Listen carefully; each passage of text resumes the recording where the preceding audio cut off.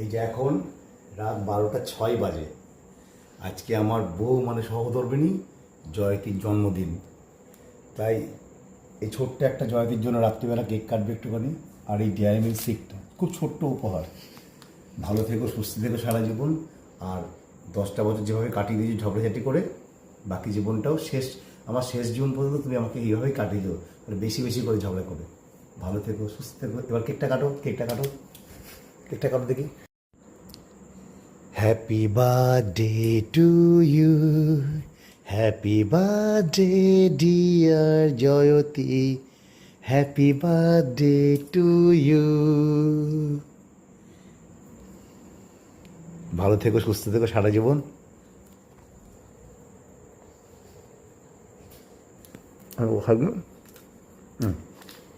একটুখানি